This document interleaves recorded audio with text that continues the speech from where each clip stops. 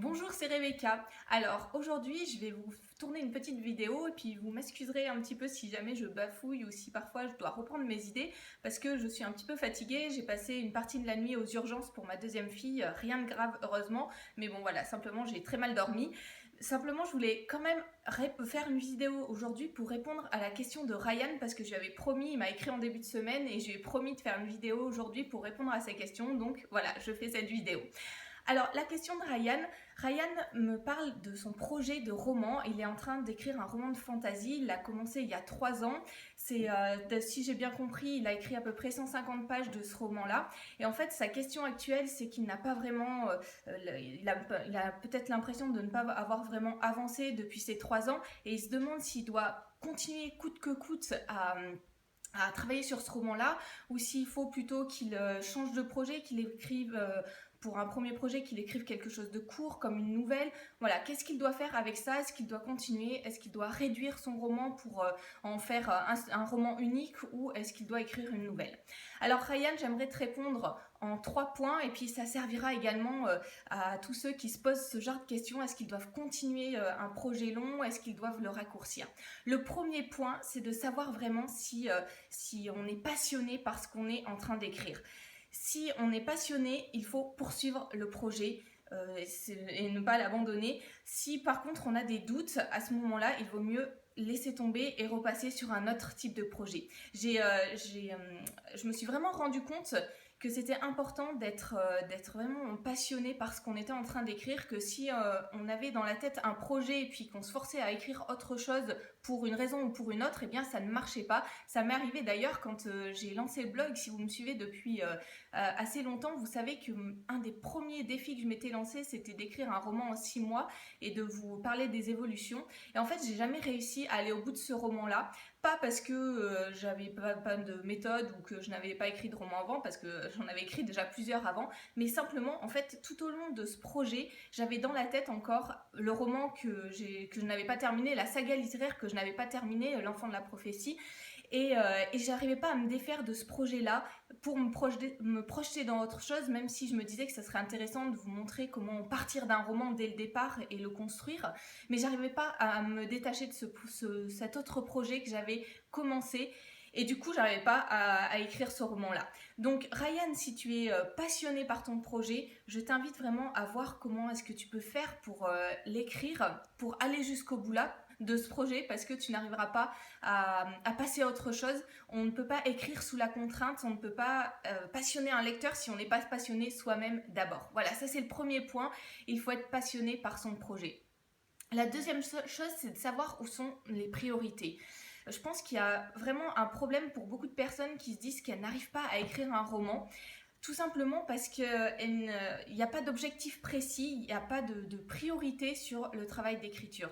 Si vraiment on met le travail d'écriture en priorité dans son emploi du temps, alors on n'est pas forcé de le faire, d'écrire 2 heures par jour, de prendre 2 heures par jour, mais simplement en travaillant tous les jours une vingtaine, une trentaine de minutes, ça permet d'avancer très régulièrement. Ryan me dit qu'il a écrit à peu près 150 pages en 3 ans. Imaginez ce que ça donnerait si on arrivait à écrire une page par jour. Alors c'est possible en 20-30 minutes, je sais pas quelle est la longueur des pages du livre de Ryan, mais en tout cas écrire une petite page en 20-30 minutes en s'entraînant régulièrement, c'est tout à fait possible. Et même en supposant qu'on n'arrive pas à écrire tous les jours, eh bien au bout d'un an, on a à peu près 300 pages, un roman complet. Peut-être un petit peu moins, mais en tout cas c'est un ordre d'idée. Vous voyez ce que ça donne? D'un côté 150 pages en 3 ans, de l'autre 300 pages en 1 an, simplement en écrivant une page régulièrement tous les jours. Et c'est vraiment, Ryan, ce que je t'invite à faire. Et si vous êtes dans si vous avez le même problème, cette impression de ne pas avancer dans votre roman, écrivez régulièrement. Ça vous aidera aussi à être vraiment immergé dans votre roman. Moi je m'en rends compte encore aujourd'hui, je suis en train de corriger mon roman L'Enfant de la prophétie, enfin le premier tome. Si vous suivez, vous êtes au courant de ce que je suis en train de faire.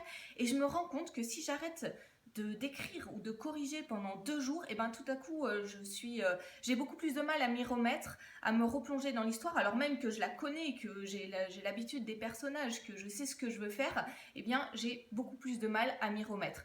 Écrivez régulièrement, mettez ça en priorité dans votre emploi du temps, c'est une clé pour réussir à avancer dans votre projet d'écriture. Alors ça c'est la deuxième chose. Première chose, voir si on est passionné par ce qu'on est en train d'écrire. Deuxième chose, mettre en priorité dans son emploi du temps ces 20-30 minutes pour rédiger, pour concevoir son roman. La troisième chose, Ryan, c'est d'arriver à séparer tes différents projets. Tu me dis que tu veux écrire 4 tomes pour ton roman, c'est très bien. Concentre-toi d'abord sur le premier pas, sur ce premier tome que tu dois terminer. Si tu as des idées pour les tomes suivants, c'est très bien. Quand on écrit une saga littéraire, il faut avoir une idée globale de ce qu'on veut faire, bien entendu.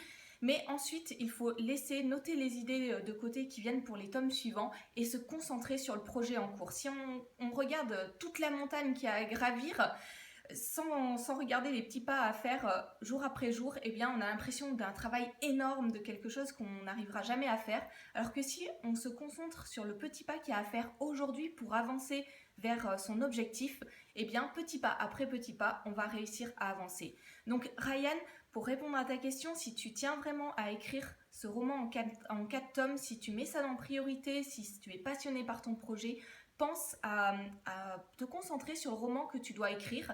Si des idées te viennent en cours de route, note-les à côté et tu pourras toujours y revenir ensuite pour écrire la suite de ce roman. Voilà, c'est aussi un conseil que je donne dans la dernière formation que je vous propose et qui est sortie hier.